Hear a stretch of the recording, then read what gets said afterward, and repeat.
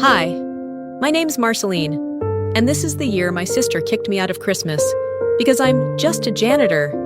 Not because I caused a scene, not because I forgot to RSVP, but because I didn't fit the image she wanted to present.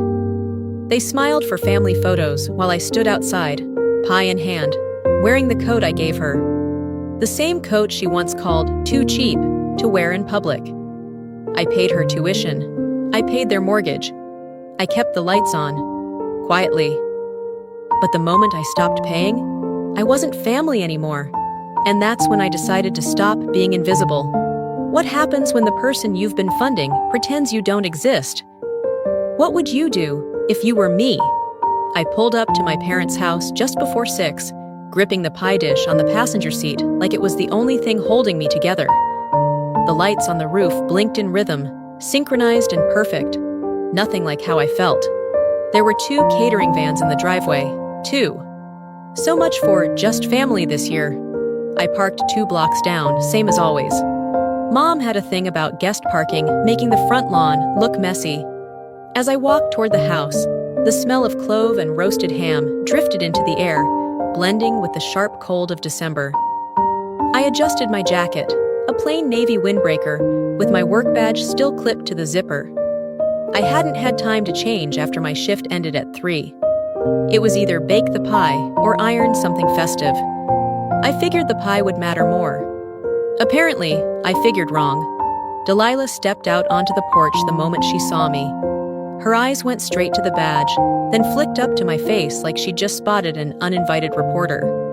"Hey, could you, use the back entrance?" she said, keeping her voice low and smile frozen. I stared at her. "What?" "The back door," she repeated, glancing over her shoulder. "Dorian's family is already here. I just think it's better if they don't see you in that. You know how image-conscious they are." I stood there, pie in hand, not moving. Her words didn't hit me all at once. They trickled in slowly, like a leak you don't notice until the carpet's soaked. "I'm your sister," I said. No anger, just facts. Delilah shifted, clearly uncomfortable. "It's not about that. You always help in the kitchen anyway. I thought it would just be easier." That's when Mom appeared. Perfect timing, as always, when someone needed rescuing from me. "Marceline," she said with that bright, brittle tone she used on Facebook Live, "Delilah's under a lot of pressure tonight. Just help from the kitchen, like you always do. Let's not create tension, okay?" Like I always do. The words landed harder than they should have. Like I was an employee who forgot her name tag, not someone who'd once donated plasma to keep our lights on. I looked down at the pie, pecan with toasted bourbon glaze, and handed it over. "Here," I said. "Enjoy." Mom took it like I'd just delivered a catering order. No hug, no thank you, nothing. Behind them, through the glass door, I could see Dorian's parents laughing with Dad by the fireplace. The whole house glowed, but none of that warmth reached the porch. I turned around and walked away. By the time I reached my car, the cold had crept through my jacket, but I hardly felt it. I sat there in the driver's seat, engine off, hands on the wheel, just breathing. They made room for caterers, valet, photographers, but not me. The driveway was for people who mattered. I remembered the tuition transfer I made last September, $4,500 from my savings. Double shifts, no vacation days, eating cereal for dinner so Delilah wouldn't have to pause her pre-law semester. I never asked her to thank me. I just didn't think she'd erase me. A thought pushed through, slow and steady. I'm the janitor they don't want in the family photos. But I paid for the backdrop. My phone buzzed once with a text from a coworker. Holiday memes and a "hope you're doing okay." I didn't respond. I just sat there, watching the frost grow on the windshield. At some point, I pulled out of the neighborhood. I didn't rush. This was the last time I'd show up for people who only noticed me when something broke. I didn't even make it past the stop sign at the end of the block before I turned the car around. Not because I wanted back in. That part of me had already gone quiet. But I'd left the pie behind. No, not the one I handed to Mom. The other one. The backup I'd kept in the passenger seat, just in case Delilah forgot to make room for mine in the fridge like last year. I wasn't going to eat it. I couldn't. Not after that. So I parked again, this time farther down, behind the neighbors' hedges, where no one would notice. The air had turned sharper. I wrapped my arms across my chest and walked toward the back of the house, the kitchen side. Quiet, careful, like I'd been trained to move around them unseen. When I got to the porch, one of the caterers cracked the door. I handed the pie over without saying anything, just gave a nod. He thanked me with a puzzled look. I guess I didn't look like a guest. Or maybe I did, just not the right kind. Instead of walking off, I hesitated near the entryway, just outside the dining room, where the light spilled through the curtains. I stayed in the shadows and listened. Inside, the clinking of glasses and that too polite laughter filtered through. I heard Dorian's mother, light voice, southern accent, ask, "Is that your sister, the girl by the side door?" Delilah didn't even pause. "Oh no," she said, sounding sweet and casual, like she was brushing lint off her sleeve. "She's extended family, grew up around us, not really close." Not really close. I didn't breathe, just stood there, perfectly still. I felt my hands go cold. My feet were already numb, but it sank lower. Extended family.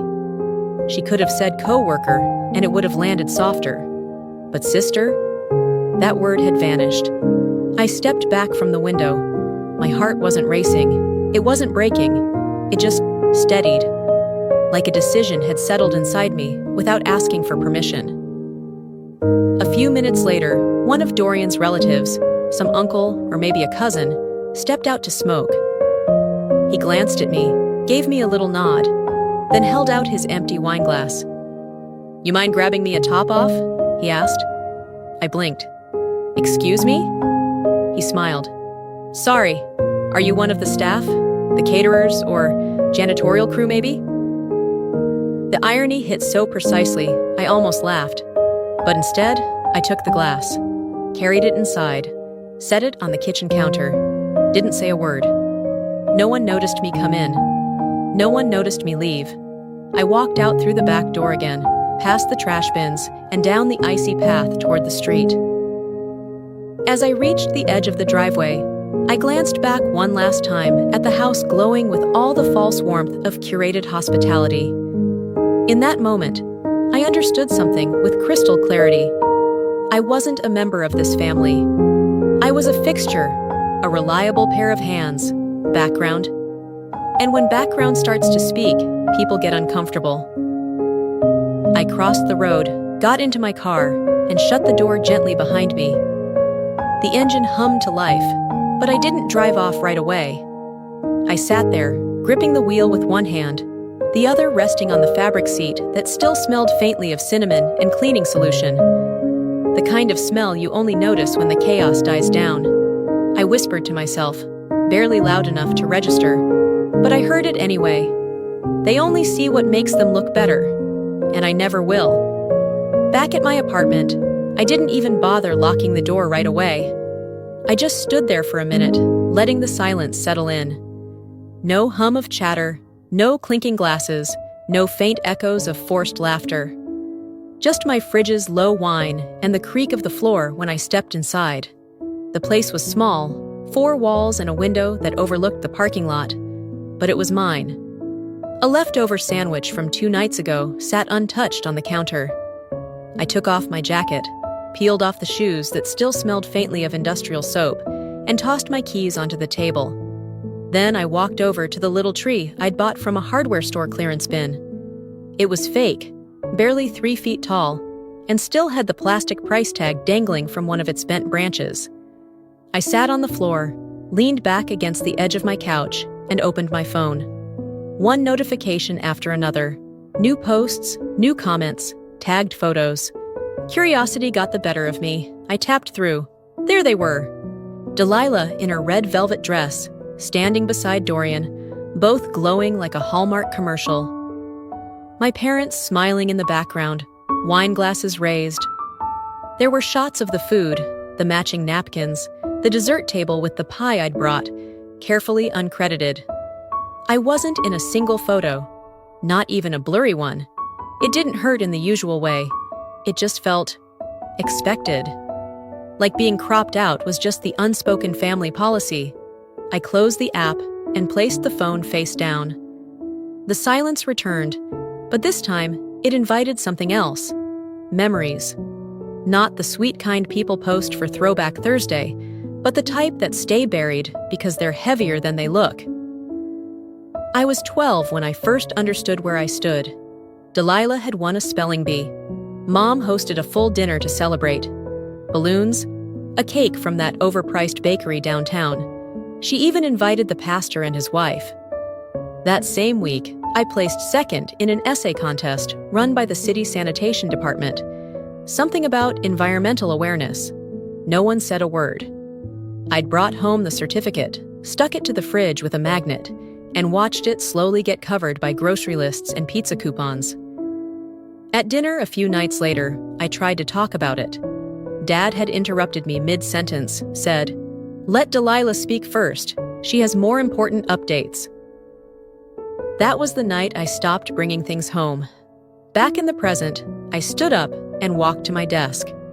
Pulled open the drawer where I kept old tax files and scanned receipts. Near the bottom was a thin folder, one I hadn't looked at in months. Inside was a copy of the first payment I ever made toward Delilah's college tuition. $500, wired directly to the university's account.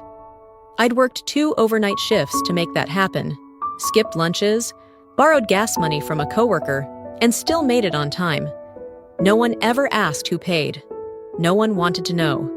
As her semesters piled up, so did my hours. I took on back-to-back shifts, picked up extra gigs cleaning Airbnbs, even started a side YouTube channel, cleaning tutorials, night shift routines, budget cooking in a janitor's kitchenette. It took off more than I expected. Not viral, but steady. That money didn't go toward vacations or new clothes. It went to books she never thanked me for. Rent she never mentioned. Wi-Fi that powered the FaceTime calls where she told her friends our parents were getting her through school. She never said my name. I walked back to the kitchen and poured a glass of water. The cup had a chip on the rim, but I knew where to sip. I leaned against the counter and let my eyes drift toward the front door. That house almost wasn't theirs anymore. 2 winters ago, after Dad's last business closed and the bills started stacking up, they nearly lost it. I'd overheard Mom on the phone, begging the bank for an extension. That night, I sold my car, my only real asset, and wired $12,000 to cover the mortgage arrears. The bank statements listed my name, but in the family group chat, Mom wrote, "We were blessed just in time. God provides." And I let her have that, because saying otherwise would have made me look like I needed credit. I didn't. I just didn't want to be invisible. I carried the water to the couch, sat down, and opened my laptop. The screen glowed as it came to life. My desktop wallpaper was a picture of a blank whiteboard, clean, empty, ready. I opened a document and typed one sentence. I was never the disappointment. I was just the one they never truly looked at. I didn't know yet what I was going to do next. But whatever it was, it wouldn't be silent anymore. I didn't sleep that night. I lay on the couch with my laptop screen still glowing, the cursor blinking like it was waiting for me to type something else. But I had already written what mattered. I had nothing more to add. Not yet. By the time the sun finally came up, casting a faint orange stripe across the window blinds, I had made one decision. I wasn't going to beg to be seen anymore. If they wanted to erase me, I'd give them something they couldn't pretend wasn't there. That afternoon, I went through my closet. Not because I was reorganizing or purging clothes like the influencers always suggest. No, I was looking for something. Tucked in the back behind old uniforms and a spare winter coat was a gift bag I'd never given. Inside was the laptop I'd bought Delilah for her sophomore year. It had been on sale, and I'd used part of my first YouTube payment to get it. She needed something lighter, faster for her internship applications. At least, that's what she'd said. She never asked where it came from, just assumed. I powered it on. The password was still saved, my old email tied to the purchase. I opened the browser, out of habit more than anything, and saw her Instagram page open in one of the tabs. There she was, holding that same laptop in her arms, posted 2 nights ago. The caption read, "He knows me so well. Thank you, Dorian." I stared at the screen. My thumb hovered over the trackpad for a long time. Not because I was shocked, but because I wasn't. Not even a little. I closed the laptop slowly. Then I picked up my phone. A new notification pinged from a group photo I had been tagged in. Well, not me, technically. Just the top of my head, partially cropped, in the corner of a wide shot of the Christmas table. Everyone smiling, me near the kitchen doorway, blurry, an accident of framing. My name wasn't listed. No one commented asking where I was. They had edited me out so cleanly, I felt like a ghost who never died. As I was setting the phone down, it buzzed again. A message, Aunt Judith. "Your mom said you didn't feel like joining the party this year. Hope everything's okay. You were missed." I blinked. The wording wasn't what hurt. It was the certainty, the casual lie, the rewrite of reality. I didn't reply. I didn't need to. Instead, I opened my notes app and typed one sentence. They rewrite the script while I'm still acting in the scene. It wasn't dramatic. It was a fact. That evening, I sat at my desk and drafted an email. I didn't rage. I didn't accuse. I attached a PDF, a summary of every tuition payment I had made since Delilah's freshman year. Clear, itemized, date-stamped, no commentary, just data. In the subject line, I typed, "Just so you know," and in the body, "Thought you should be aware of who actually paid for your Wi-Fi." Then I scheduled it, to send 1 week later. Not immediately, let it sit. Let it land at the right time, like a subtle ripple before a shift. After closing the draft, I logged into my YouTube dashboard. One of my recent videos, Cleaning Routine, Overnight Hospital Shift, had just passed 2 million views. I read through the comments. "You remind me to stand tall in my small job." "My mom's a janitor too. You make her feel seen." "You changed how I talk to the custodial staff at my kid's school. Thank you." I didn't cry, but I did smile. It wasn't pride. Not yet. Just a quiet exhale. The kind that comes when someone, somewhere says, "I see you." I whispered to the screen, "They can erase my name, but they can't unwrite the receipts." I looked at the date on the corner of my screen. December 26th. I set an alarm on my phone for January 1st, not to ring in a new year, but to make a decision. One that had been forming, quietly, ever since someone handed me a wine glass and mistook me for the help. This time, I'd be choosing myself, and I wouldn't need permission. I didn't hear the alarm when it went off on New Year's morning. My body was awake before my phone even buzzed. That kind of stillness, the kind that arrives when a decision has finally landed, doesn't need reminders. I got up, made coffee the way I always do, cheap beans, no cream, and stared out the window at the quiet street below. A new year, but not a new me, just a clearer one.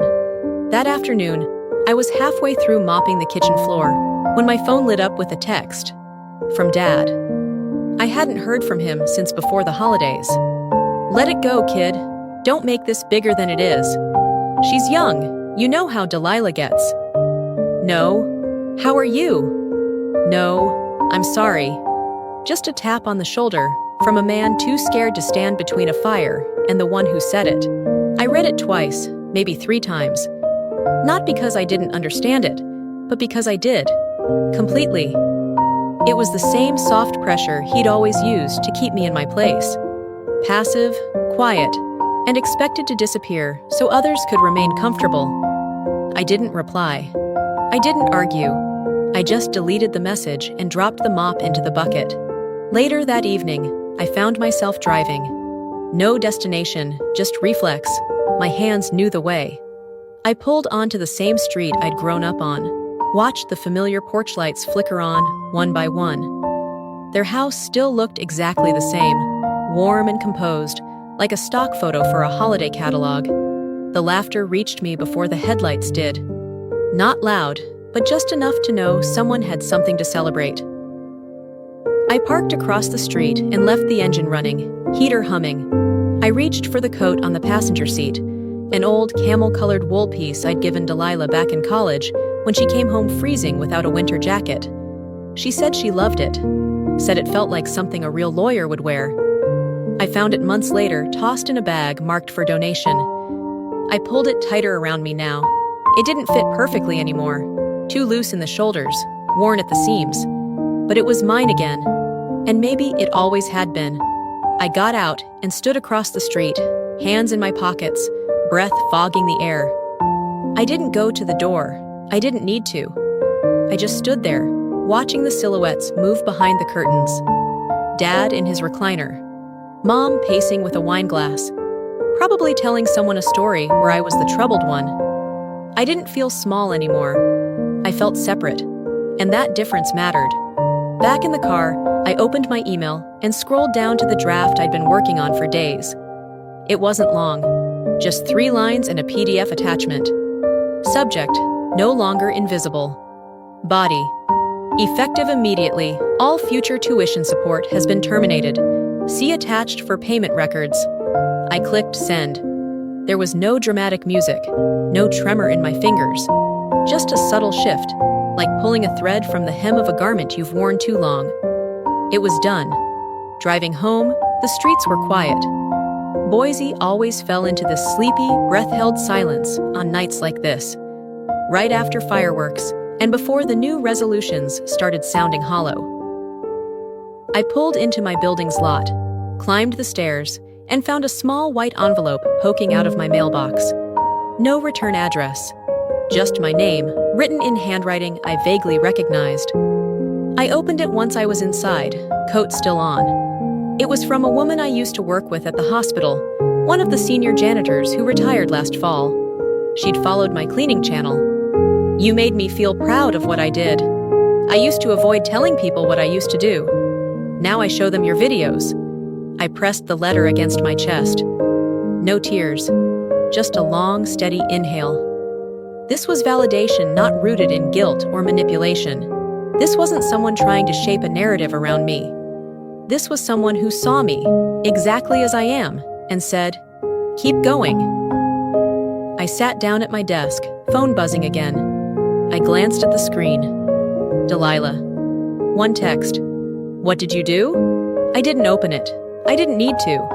I set the phone face down and walked to the kitchen, poured another cup of coffee, and took my time drinking it.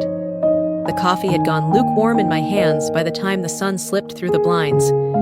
I'd left the phone on the counter, untouched, face down, still vibrating every hour or so with another call or message. I didn't need to look. I already knew what was coming.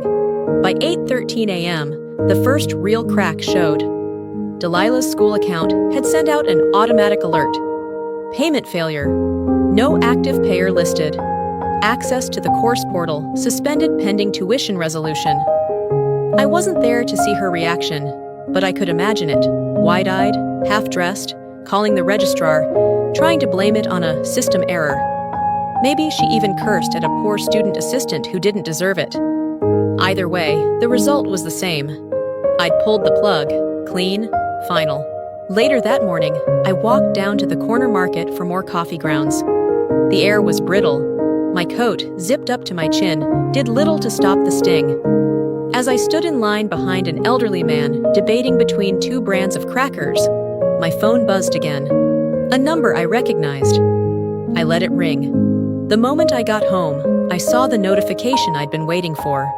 She'd posted, on her story, a close-up of her coffee mug, her manicured hand gripping it just tightly enough to show tension. The caption read, "Some people love watching you fall, especially when they helped you climb." I stared at it for a long moment, jaw set. She was throwing the first stone while pretending to be the one bleeding. What she didn't expect, though, was someone to throw it back. I clicked through. The comments were already rolling in under an older post from her, an image from earlier that week. showing her in a deep green dress at a New Year's Eve dinner. Caption, "Gifted. He knows me so well." That dress. I knew it instantly. The shimmer in the fabric, the cut of the waistline. I remembered steaming it carefully 2 years ago, making sure there were no wrinkles for her internship interview. I bought it with a store coupon and tip money from 2 overtime shifts. She never thanked me for it. Now it was rebranded as some grand romantic gesture from a man who barely knew her wardrobe. And that's when the first comment hit. "Wait, isn't this your sister?" It came with a screenshot.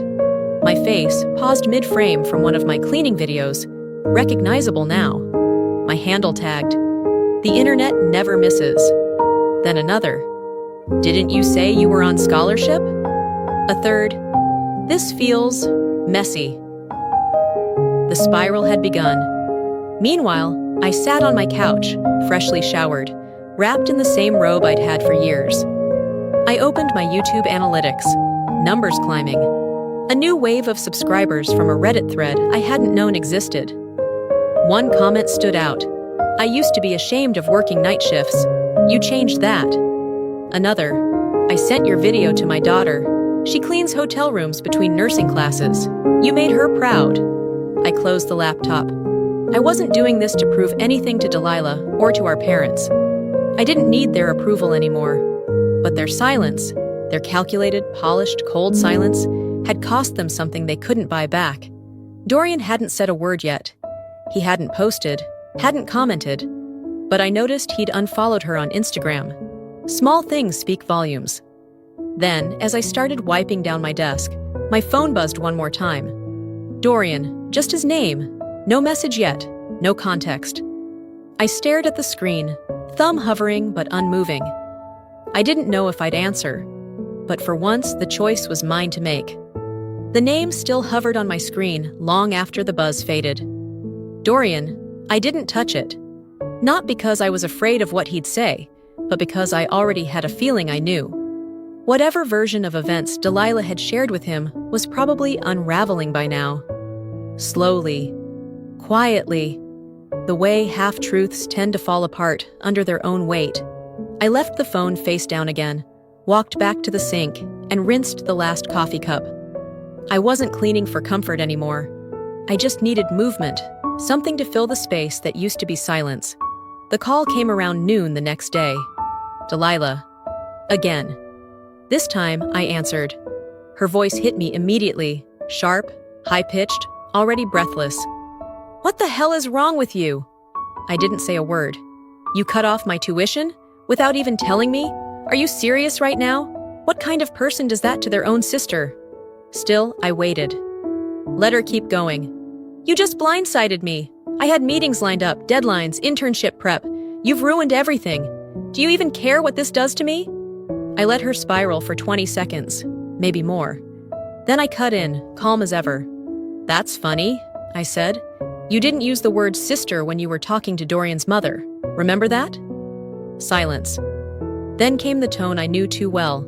The switch flip, the performance. "Look, I was trying to protect you. You know how people judge. It wasn't personal." I almost laughed. "You mean it wasn't personal when you called me extended family? When you let me stand outside while you played hostess with the dress I bought and the degree I paid for?" "You're being dramatic," she snapped. "This isn't about a dress. This is about you being petty and vindictive." "Delilah," I said evenly, "you're not owed what you erase." She hung up. Not slammed, not dramatic. Just a soft click, which somehow stung more. A few hours later, the group messages started.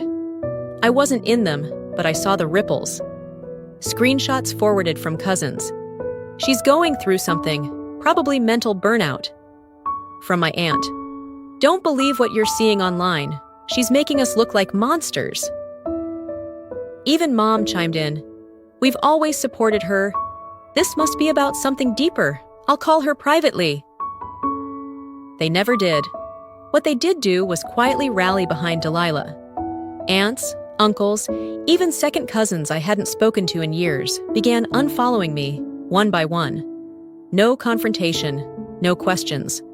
just the soft dismissal of people choosing comfort over truth. By the next morning, my DMs were full of strangers. And then, one message, different from the rest. I was there that night. I saw what happened. I just didn't know how to step in. Yorha. I blinked at the name. Yorha.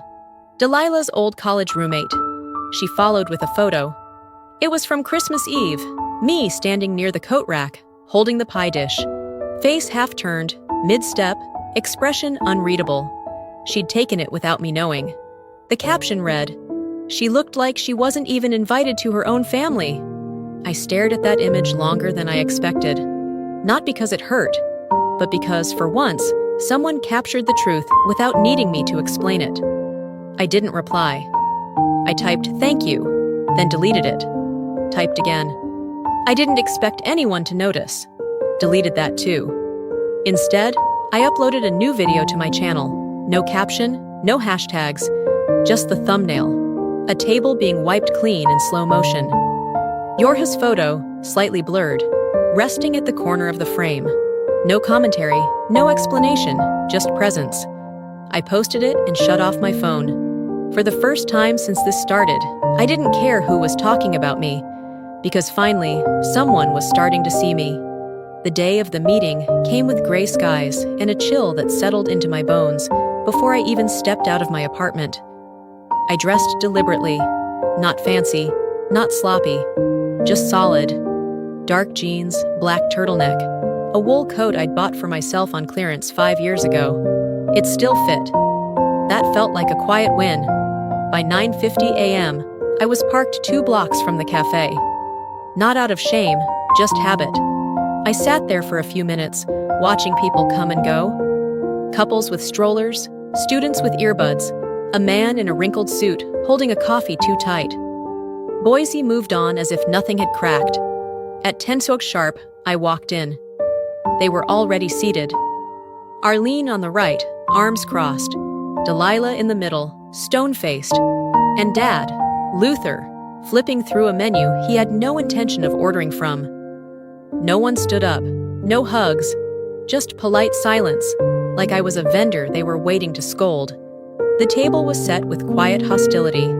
A leather-bound album rested near the sugar packets, a half-eaten croissant pushed aside, and a folder of papers that looked freshly printed. I didn't need to guess what was inside. Their version of control always came in packets. I sat, calm, still. Arlene folded her hands like she was preparing for a deposition. "We wanted to talk calmly," she began, her voice clipped and unnaturally sweet. "This has gone too far." I didn't respond. She pushed the photo album toward me. "We updated the family memories. Thought you should have a look." I opened it out of reflex more than curiosity. Graduations, holidays, cookouts, birthdays, page after page of curated smiles. And I was in only 2 of them. Once at Delilah's college send-off, blurred in the background near the kitchen counter. The second, a cropped image at my uncle's wedding, where half my face was missing. I closed the book slowly and looked up. "You did a good job," I said, voice flat. "Almost looks like I was never part of this family." Delilah leaned forward. "That's not the point. We're here to find a solution, to move forward." "Forward for who?" I asked. Arlene sighed, trying to keep her tone neutral. "This bitterness doesn't suit you. You've always been quiet, responsible. Let's get back to that." That word, responsible, landed heavier than she realized. It wasn't praise. It was an expectation. A leash. I reached into my bag and pulled out a white envelope, placed it directly in front of Delilah. I brought something too. Inside were copies of every tuition payment I'd ever made, statements from the bank when I covered the mortgage, screenshots of her Instagram post about the dress. On top of the stack, a letter. It read, "Visibility isn't something you earn. It's something you stop giving away." No dramatics, no raised voice. I let the paper do the speaking. They flipped through the pages. Arlene's mouth moved slightly, like she wanted to say something but couldn't find a script. Dad looked at the table like it might rescue him. Delilah's expression didn't crack. but her knuckles went white as she gripped the envelope. Finally, Arlene broke the silence. "So, this is it? You're just going to walk away?" I nodded. I was never invited to stay. I was tolerated. Delilah's tone sharpened. "You'll regret this when the world forgets about you." I stood slowly, buttoning my coat. I don't need to be remembered by people who never saw me to begin with. I walked out. No slamming chairs, no tears. Outside, the wind had picked up. I paused on the sidewalk for a second, letting the cold bite into my cheeks. Then I heard it. A small voice, maybe 6 or 7 years old. "Mom," the girl said, tugging her mother's coat. "That's the lady from the video. She cleans like magic." Her mom smiled awkwardly. "Yes, honey, I think that's her." I smiled, for real this time. Not out of vindication, just relief. Like something long overdue had finally settled. Not everyone has to clap when you leave the table. Sometimes it's enough just to stand up. The wind followed me all the way home from that cafe, rustling the hem of my coat like it had something more to say. I stepped into the apartment, dropped my keys on the counter, and stood still long enough to feel the quiet again. It was different now, less like a void and more like space, the kind you finally learn how to live in. 2 weeks passed like molasses. I didn't receive any calls. No one from the family followed up.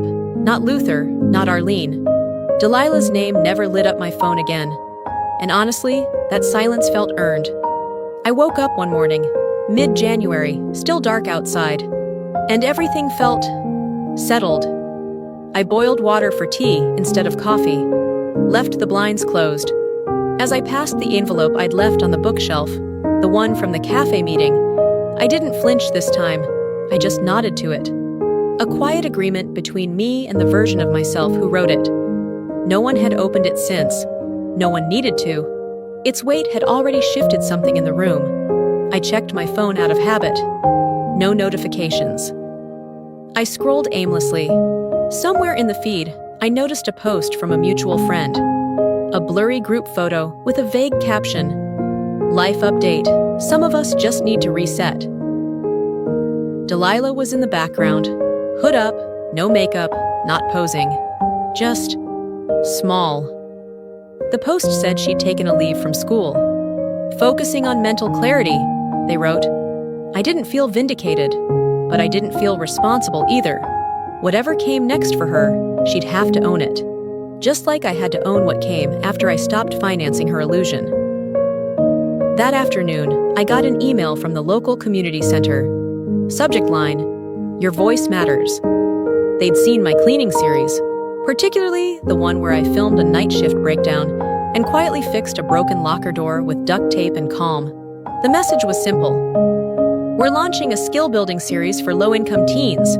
Would you be interested in leading a session?"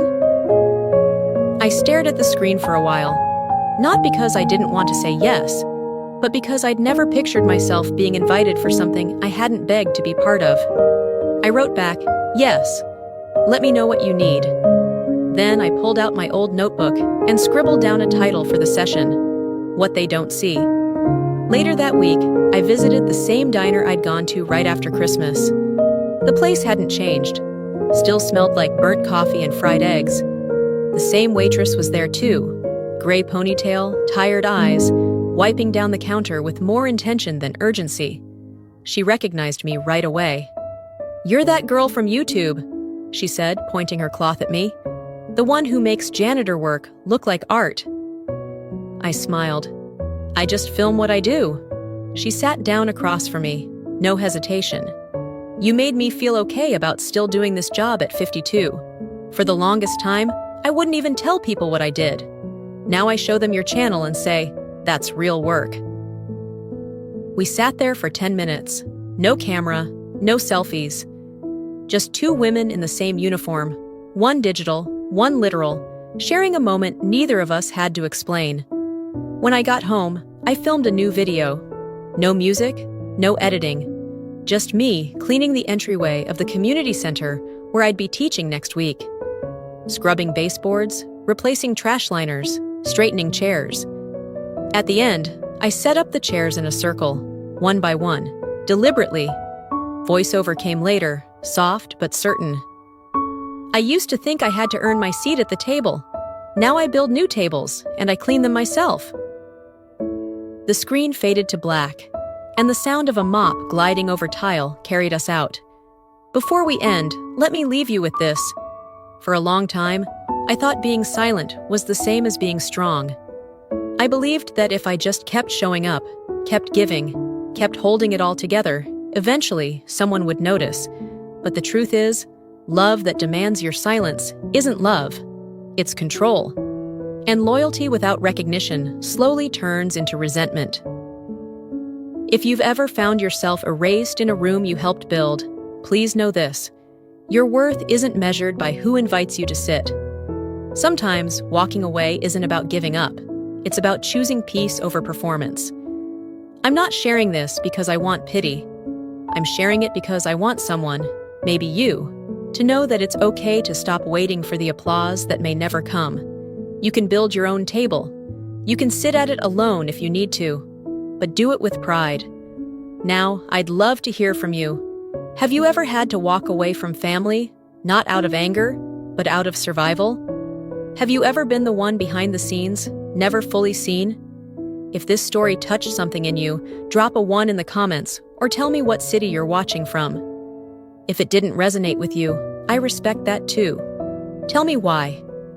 I want this to be a space for honest voices. And if you found value in this story, if it made you feel less alone or more understood, please consider subscribing to the channel. I'll be sharing more stories that speak to the quiet strength inside people like us. People who have carried more than anyone ever realized. Because sometimes the strongest voice in the room is the one that finally speaks.